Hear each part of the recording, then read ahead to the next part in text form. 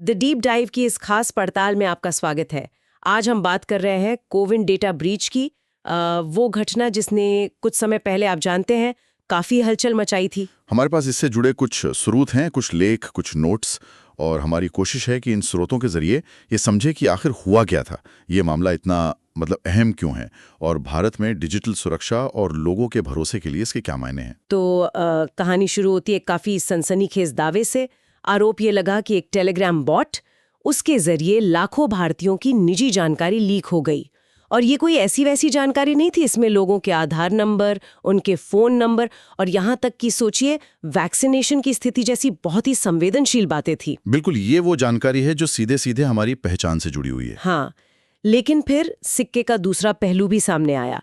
सरकार ने साफ कहा कि भाई कोविन प्लेटफॉर्म को सीधे तौर पर हैक नहीं किया गया था। उनका कहना था कि सिस्टम तो सुरक्षित है, पर हाँ, उन्होंने ये माना कि डेटा पब्लिक डोमेन में आ गया था, मतलब सार्वजनिक तौर पर उपलब्ध हो गया था। ये बात थोड़ी उलझन पैदा करती है ना? अगर हैकिंग नहीं हुई तो फिर डेटा बाहर कैसे आया? क्या ये किसी और तरह की चूक थी, कोई और वजह? सही सवाल। यहीं से कई सवाल खड़े होते हैं। तो सच्चाई क्या है और इसका असर कितना गहरा हो सकता है? चलिए इस गुत्थी को जरा परत दर परत खोलने की कोशिश करते हैं, देखते हैं स्रोत क्या बताते हैं। बिल्कुल। और ये घटना, जैसा आपने कहा भी, सिर्फ एक तकनीकी खराबी या कोई छोटा मोटा डेटा लीक नहीं था। इसे कहीं ज्यादा गंभीरता से देखने की जरूरत है। इसने भारत के डिजिटल प्रशासन की, आप कह सकते हैं, उस नींव को हिला दिया जिस पर करोड़ों लोग भरोसा करते हैं। खासकर कोविन जैसा प्लेटफॉर्म जो महामारी के वक्त एक बहुत ही एक राष्ट्रीय डिजिटल संपत्ति की तरह पेश किया गया था। तो ये उस भरोसे पर एक तरह की चोट थी। हाँ, भरोसे पर चोट। और इसी चोट ने वो सबसे बुनियादी और शायद सबसे जरूरी सवाल खड़ा कर दिया, जो आज के डिजिटल युग में हम सबके मन में कहीं ना कहीं रहता ही है। हमारा डिजिटल डेटा, हमारी ऑनलाइन पहचान आखिर कितनी सुरक्षित है? और ये सवाल देखिए सिर्फ आईटी एक्सपर्ट्स या सरकारी अधिकारियों के लिए नहीं है। नहीं, ये हर उस आम नागरिक के लिए मायने रखता है जो आज स्मार्टफोन इस्तेमाल करता है, ऑनलाइन बैंकिंग करता है, सरकारी योजनाओं के लिए रजिस्टर करता है या फिर कोविन जैसी सेवाओं का इस्तेमाल करता है। जब ऐसी कोई बड़ी घटना सामने आती है तो स्वाभाविक है कि लोगों के मन में चिंता बढ़ जाती है। उनका सिस्टम पर भरोसा वो डगमगाने लगता है। और ये भरोसे का संकट सिर्फ आम लोगों तक ही नहीं रहा है ना, इसने तो पॉलिसी बनाने वालों के बीच भी एक नई बहस छेड़ दी। इस घटना के ठीक बाद भारत का जो नया नवेला डिजिटल व्यक्तिगत डेटा संरक्षण अधिनियम 2023 है, उस पर सवाल उठने लगे। बिल्कुल, डीपीडीपी एक्ट पर। हाँ, डीपीबीपी एक्ट याद दिला दें, ये वो कानून है जिससे हमारी निजी जानकारी को ऑनलाइन दुनिया में सुरक्षित रखने और इसके गलत इस्तेमाल को रोकने के मकसद से लाया गया है। तो सवाल ये उठा कि क्या ये कानून इस तरह की घटनाओं को रोकने के लिए काफी हैं? क्या इसे सही तरीके से लागू किया जा रहा है या किया जा सकेगा? ये अहम सवाल है। इतना ही नहीं, हमारी जो साइबर सुरक्षा की निगरानी करने वाली मुख्य एजेंसी है CERTN, Indian computer emergency response team जी, उसकी भूमिका और उसकी ताकत पर भी उंगलियां उठी। CERTN का काम है भारत के साइबर स्पेस को सुरक्षित रखना, ऐसे हमलों को रोकना और अगर हो जाएं तो उनसे निपटना। तो पूछा जाने लगा कि क्या CERTN के पास ऐसे बड़े पैमाने के डेटा लीक या साइबर खतरों से निपटने के लिए पर्याप्त संसाधन है, तकनीक है, अधिकार है? क्या हमारी साइबर सुरक्षा की दीवारें वाकई उतनी मजबूत हैं? ये सवाल उठा। बिल्कुल। और यहीं से ये मामला सिर्फ एक डेटा लीक की घटना से कहीं ज्यादा बड़ा बन जाता है। ये हमें सोचने पर मजबूर करता है कि डिजिटल इंडिया की राह में सुरक्षा और विश्वास कितने अहम पहलू हैं। आपने बिल्कुल सही दिशा पकड़ी है। यहाँ जो बात सबसे दिलचस्प है और शायद सबसे महत्वपूर्ण भी है समझने के लिए, वो ये है कि कोविन जैसी घटना हमें साइबर सुरक्षा को एक बिल्कुल नए चश्मे से देखने पर मजबूर करती है। देखिए, अक्सर जब हम साइबर सुरक्षा की बात करते हैं तो हमारे दिमाग में क्या आता है? हैकिंग, वायरस, मैलवेयर, ऐसी तकनीकी चीजें, है ना? हाँ, हम इसे इंजीनियरों और कोडर्स का काम समझते ज्यादातर। बिल्कुल, लेकिन ये स्रोत इशारा करते हैं कि कोविन ब्रीच ने ये दिखाया कि साइबर सुरक्षा का मुद्दा सिर्फ तकनीक का नहीं है, ये बुनियादी तौर पर विश्वास और राष्ट्रीय सुरक्षा का मामला है। विश्वास और राष्ट्रीय सुरक्षा, अच्छा। हाँ, सोचिए, जब देश के करोड़ों नागरिकों का संवेदनशील व्यक्तिगत डेटा, जिसमें आधार जैसा पहचान पत्र, फोन नंबर जिससे उनकी लोकेशन पता चल सकती है, और स्वास्थ्य से जुड़ी जानकारी शामिल हो, जब वो असुरक्षित हो जाता है तो ये सिर्फ उनकी निजता या प्राइवेसी का हनन नहीं है, नहीं। ये राष्ट्रीय सुरक्षा के लिए भी एक गंभीर खतरा बन सकता है। कैसे? मतलब थोड़ा और समझाएंगे। हाँ। कल्पना कीजिए कि ये डेटा किसी दुश्मन देश या मान लीजिए किसी आतंकवादी संगठन के हाथ लग जाए। ओ।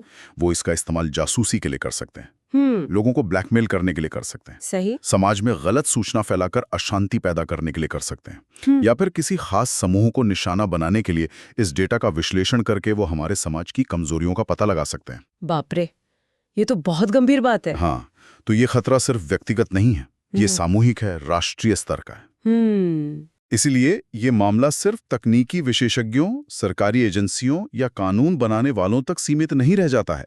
ये हर नागरिक से जुड़ा है, क्योंकि ये सीधे सीधे उनके भरोसे, उनकी सुरक्षा और उनके भविष्य को प्रभावित करता है। जब सरकार डिजिटल इंडिया को इतने जोर शोर से आगे बढ़ा रही हैं और हम सब अपनी जिंदगी का इतना बड़ा हिस्सा ऑनलाइन बिता रहे हैं, हाँ, बिता ही रहे हैं, तो ये जरूरी है कि जिस सिस्टम पर हम निर्भर हैं उस पर हमारा भरोसा बना रहे। बिना भरोसे के डिजिटल समाज की कल्पना करना भी मुश्किल है।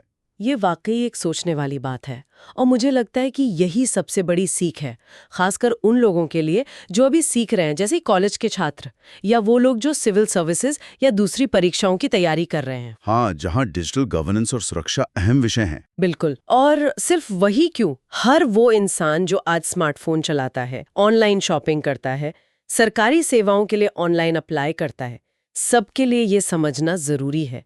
स्रोत हमें बार बार यही याद दिलाते हैं कि आज के डिजिटल युग में साइबर सुरक्षा सिर्फ एंटीवायरस सॉफ्टवेयर इंस्टॉल करने या मुश्किल पासवर्ड बनाने तक ही सीमित नहीं है। नहीं, उससे कहीं ज्यादा है। हाँ, ये उससे कहीं ज्यादा गहरी और व्यापक बात है। जैसा कि अभी कहा गया, ये विश्वास और राष्ट्रीय सुरक्षा से जुड़ी हुई है। इसलिए हम सिर्फ ये उम्मीद नहीं कर सकते कि सरकार या वो कंपनियां जिनकी सेवाएं हम इस्तेमाल करते हैं वही हमारी सारी सुरक्षा का ध्यान रखेंगे। हाँ, उनकी जिम्मेदारी तो है। बिल्कुल, उनकी जिम्मेदारी है और कानून भी इसीलिए बने हैं। लेकिन साथ ही हम सबको भी जागरूक और सतर्क रहने की जरूरत है। हमें ये समझने की कोशिश करनी चाहिए कि डिजिटल दुनिया में हमारे आसपास क्या हो रहा है, हमारा डेटा कहाँ जा रहा है, उसका इस्तेमाल कैसे हो सकता है, और हम खुद को ऑनलाइन खतरों से बचाने के लिए क्या कदम उठा सकते हैं। एक तरह की डिजिटल साक्षरता। हाँ बिल्कुल, ये एक तरह की डिजिटल साक्षरता है जो आज के समय में उतनी ही जरूरी है जितनी पढ़ने लिखने की क्षमता। तो अगर हम इस पूरी बातचीत को समेटने की कोशिश करें तो इसका निचोड़ क्या निकलता है? इस कोविन घटना और उससे जुड़े स्रोतों के विश्लेषण से हमें क्या समझना चाहिए? अगर हम इसे बड़ी तस्वीर में देखें तो सबसे महत्वपूर्ण बात जो उभर कर आती है वो ये है कि आज की डिजिटल दुनिया में आपका डेटा ही आपकी पहचान है। डेटा ही पहचान है। हाँ, ये सिर्फ कुछ अक्षर या नंबर नहीं है। आपका नाम, पता, फोन नंबर, आधार नंबर, ईमेल आईडी, आपकी ऑनलाइन एक्टिविटी, आपकी पसंद नापसंद, आपकी स्वास्थ्य जानकारी, ये सब मिलकर आपकी एक डिजिटल पहचान बनाते हैं। ये वैसा ही है जैसे असल दुनिया में आपका चेहरा, आपकी आवाज या आपके फिंगरप्रिंट आपकी पहचान होते हैं। अच्छा, और इसीलिए कोविन जैसी घटनाएं इतनी गंभीर होती हैं। ये सिर्फ कुछ लोगों की जानकारी लीक होने की बात नहीं है, ये लाखों लोगों की डिजिटल पहचान के असुरक्षित होने या कहिए गलत हाथों में पड़ जाने का खतरा है। जब आपकी डिजिटल पहचान चोरी हो जाती है या उसका गलत इस्तेमाल होता है तो उसके परिणाम बहुत भयानक हो सकते हैं। सोचिए, क्या हो सकता है? कोई आपके नाम पर लोन ले सकता है, आपके सोशल मीडिया अकाउंट का गलत इस्तेमाल कर सकता है, आपको वित्तीय धोखाधड़ी का शिकार बना सकता है या आपकी प्रतिष्ठा को नुकसान पहुंचा सकता है। कुछ मामलों में तो यह शारीरिक सुरक्षा के लिए भी खतरा बन सकता है। ओह, ये तो डरावना है। बिल्कुल, और यहीं पर विश्वास का पहलू सबसे ज्यादा अहम हो जाता है। जब हम किसी भी प्लेटफॉर्म को, चाहे वो सरकारी हो जैसे कोविन या कोई निजी कंपनी जैसे सोशल मीडिया साइट या ई-कॉमर्स ऐप, जब हम उन्हें अपनी व्यक्तिगत जानकारी देते हैं, हाँ, तो हम एक तरह का अनदेखा समझौता करते हैं। हम उन पर यह भरोसा करते हैं कि वो हमारी जानकारी को सुरक्षित रखेंगे, उसका दुरुपयोग नहीं करेंगे। सही। जब कोई डेटा ब्रीच जैसी घटना होती है तो ये भरोसा टूटता है, टूट जाता है। और एक बार भरोसा टूट जाए तो उसे दोबारा हासिल करना बहुत मुश्किल होता है। ये सिर्फ उस एक प्लेटफॉर्म से भरोसे का उठना नहीं होता, बल्कि ये पूरे डिजिटल इकोसिस्टम पर सवाल खड़े कर सकता है। लोग सोचने लगते हो। हाँ, लोग सोचने लगते हैं कि अगर यहाँ डेटा सुरक्षित नहीं है तो क्या कहीं और सुरक्षित होगा? और ये हिचकिचाहट, ये शक डिजिटल प्रगति के लिए अच्छा नहीं है। बिल्कुल, ये भरोसे का धागा वाकई बहुत नाजुक है और इसे बनाए रखना सबकी जिम्मेदारी है। तो चलिए एक बार फिर से उन मुख्य बातों को दोहरा लेते हैं जो हमने इस चर्चा में स्रोतों के आधार पर समझी हैं। पहली बात, कोविन घटना में मुख्य आरोप ये था कि एक टेलीग्राम बॉट के जरिए लोगों की संवेदनशील व्यक्तिगत जानकारी जैसे आधार नंबर, फोन संपर्क और टीकाकरण की स्थिति लीक हुई। जी। दूसरी बात, सरकार ने कोविन प्लेटफॉर्म की सीधी हैकिंग से तो इनकार किया, लेकिन ये माना कि डेटा सार्वजनिक डोमेन में उपलब्ध हुआ था। इससे सुरक्षा व्यवस्था पर सवाल खड़े हुए। हाँ, वो गैप कहाँ था, ये सवाल बना रहा। बिल्कुल। तीसरी बात, इस घटना ने भारत में डेटा सुरक्षा की स्थिति और मौजूदा कानूनों जैसे डीपीडीपी एक्ट और संस्थाओं जैसे CERTN के प्रभावशीलता को लेकर एक गंभीर बहस छेड़ दी और नागरिकों के बीच चिंता पैदा की।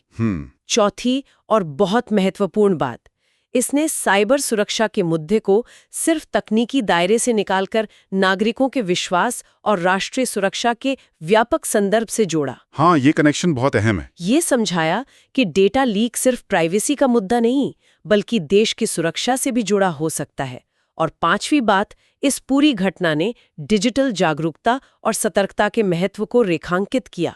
हमें ये याद रखना होगा कि डिजिटल दुनिया में हमारा डेटा ही हमारी पहचान है। बिल्कुल। और इसकी सुरक्षा कुछ हद तक हमारी अपनी जिम्मेदारी भी है। इस पूरी बातचीत से एक आखिरी सवाल मन में आता है, जो सीधे तौर पर शायद स्रोतों में लिखा नहीं है, लेकिन उनके विश्लेषण से उभारता है। हम ये मान रहे हैं कि डेटा ही पहचान है, और हमने ये भी देखा कि सुरक्षा के तमाम दावों के बावजूद उल्लंघन या ब्रीच हो सकते हैं। हाँ। चाहे वो कोविन जैसा बड़ा प्लेटफॉर्म हो या कोई और। ऐसे में क्या सिर्फ सरकारी नियमों या प्लेटफॉर्म की सुरक्षा प्रणालियों पर निर्भर रहना काफी है? शायद नहीं। तो सवाल ये उठता है कि एक आम नागरिक होने के नाते हम अपने स्तर पर वो कौन से ठोस व्यवहारिक कदम उठा सकते हैं जिनसे हम अपने डिजिटल पदचिह्न यानी डिजिटल फुटप्रिंट को, मतलब इंटरनेट पर हम जो भी निशान छोड़ते जाते हैं, जो जानकारी साझा करते हैं, उसे बेहतर ढंग से सुरक्षित रख सकें। ये बहुत जरूरी सवाल है। क्या हमें हर जगह अपनी असली जानकारी देने की जरूरत है? क्या हम और ज्यादा मजबूत पासवर्ड इस्तेमाल कर सकते हैं? क्या हम 2 फैक्टर ऑथेंटिकेशन जैसी सुविधाओं का इस्तेमाल करते हैं? क्या हम किसी भी ऐप को परमिशन देने से पहले सोचते हैं? ये वो सवाल हैं जिन पर हम सभी को शायद थोड़ा और सोचने की जरूरत है, क्योंकि डिजिटल सुरक्षा की लड़ाई में व्यक्तिगत जागरूकता और सावधानी भी एक बड़ा हथियार साबित हो सकती है। ये वाकई एक जरूरी सवाल है और शायद इस पर एक अलग ही चर्चा हो सकती है। इसी विचार के साथ हम आज की ये गहन पड़ताल यहीं समाप्त करते हैं। उम्मीद है कि इस बातचीत से आपको कोविन डेटा ब्रीच मामले और उससे जुड़े डिजिटल सुरक्षा और विश्वास के मुद्दों को समझने में मदद मिली होगी।